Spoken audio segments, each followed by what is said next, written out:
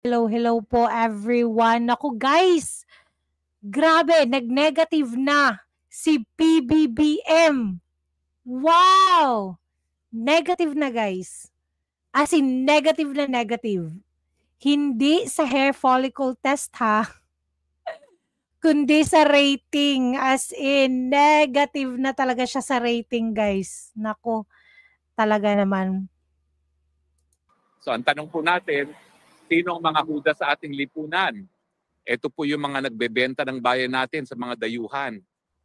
Yung nagkakaladkad sa atin sa gera, maski wala tayong pang-nasyonal na interes sa makipaggera, yung umaaway sa mga bansa na pwedeng magbigay ng trabaho at mga turista sa ating bayan.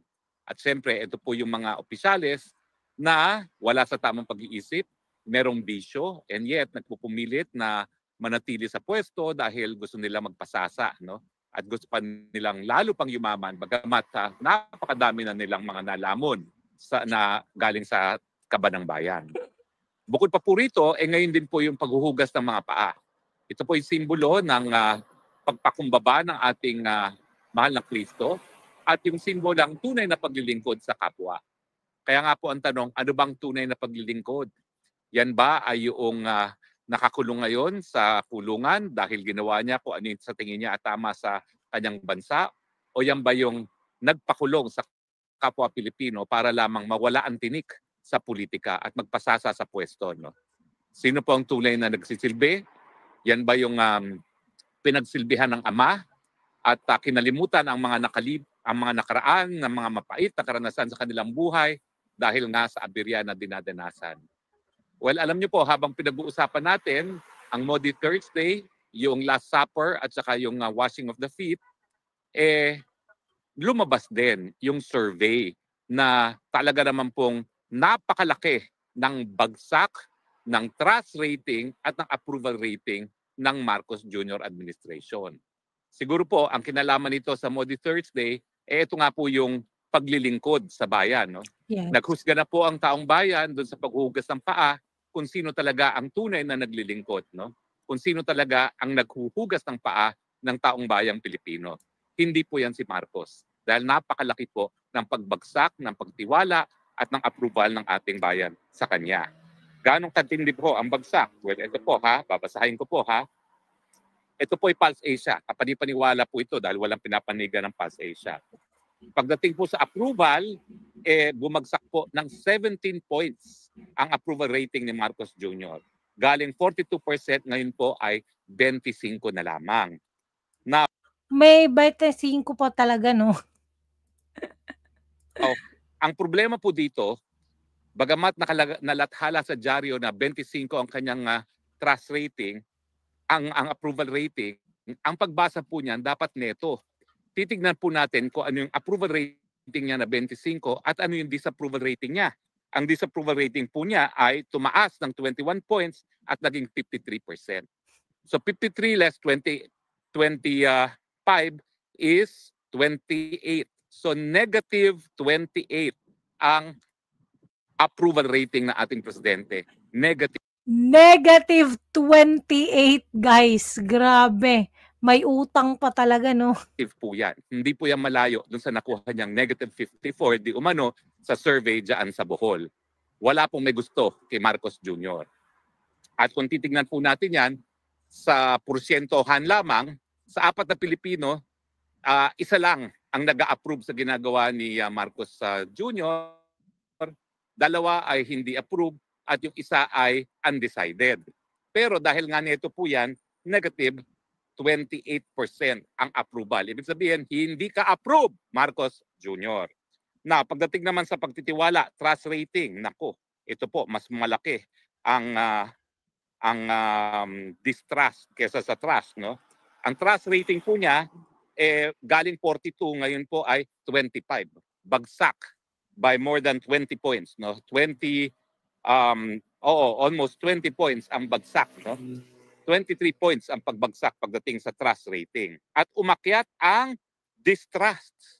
Umakyat po sa 54 galing 32.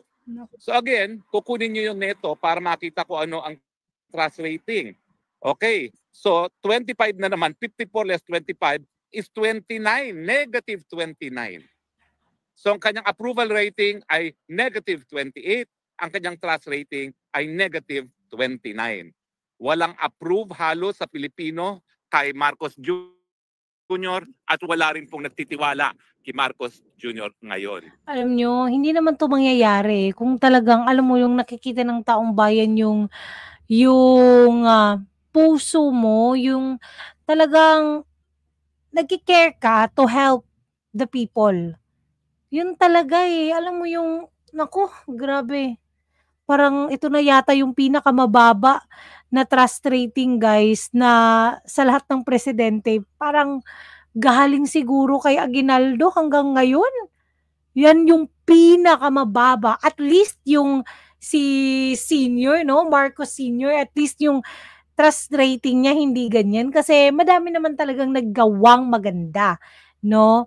Si Marcos. Kaso lang talaga yung wawaldas lang talaga ng pera ng taong bayan ay grabe din. Or pangungurakot. Grabe din, no? Imagine mo yung mga apartment buildings, mga condominiums sa New York. Guys, New York to ha. Dollars yung pinag-uusapan dyan, guys. Grabe, nabibili na as in sa Manhattan Square pa talaga. Yun yung pinakamahal na lugar sa New York.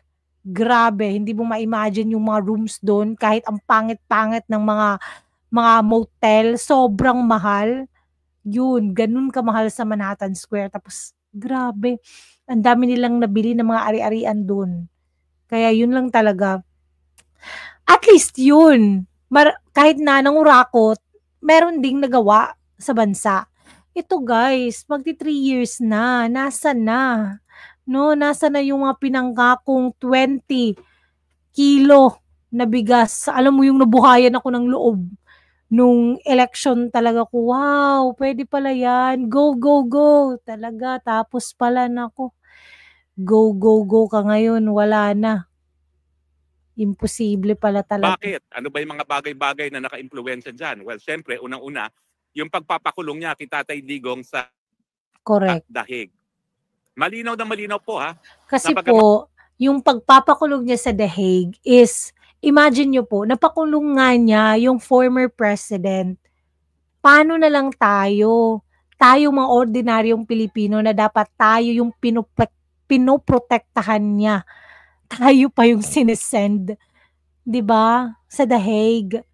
Okay lang dito sa Pilipinas, pero grabe naman yung i-send mo sa The Hague, no? Kahit yung mga Pilipino diyan, yung sila De Lima, sila Trillanes, grabe, yung mga MPA, grabe. Talaga mga walang puso. Yun ba yung iboboto nyo, guys? Sobrang dami pa naman nilang tumatakbo sa Senado. Guys, yun ba yung iboboto nyo? Naku, wala na, walang kahihinatnan yung Pilipinas. Nating mahal.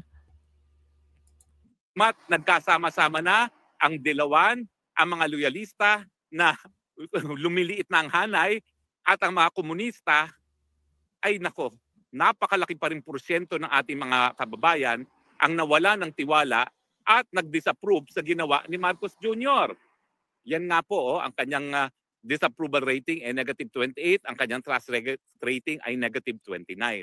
Ibig sabihin, karamihan talaga, o kung hindi lang karamihan, halos lahat ng Pilipino hindi po approve sa ginawa niya na pagkakidnap kay Tatay Digong papunta ng Dahig. At naintindihan naman po natin yan dahil kapwa Pilipino yan. Yes. Hindi naman po natin sinasabi na wala talagang pananagutan ng presidente kasi kung meron talaga nagrereklamo, dapat bigyan sila ng oras sa hukuman. Pero hindi po yan dapat sa isang dayuhang hukuman. Dapat po yan sa Pilipinas. Now, bakit na-disgusto ang tao sa kanya? Kasi nagsinungaling si Marcos Jr. Nung kaharap ako sa Malacanang, nung July pa lang of 2023, sinabi niya, hindi tayo makipagtulungan sa ICC dahil yan ay labag sa ating soberenya at labag sa ating jurisdiksyon. Grabe, no? Hindi makikipagtutulungan. Pero guys, meron silang service nung nag-imbestiga sila dito, no? Meron silang connection sa mga pulis. Binigyan sila ng lahat ng dokumentong kailangan nila. Yun ba yung hindi makikipagtulungan? Sobra na guys yung pagsinungaling, no? Grabe. Kaya guys, anong masasabi nyo? Don't forget to like and subscribe to my channel for more updates.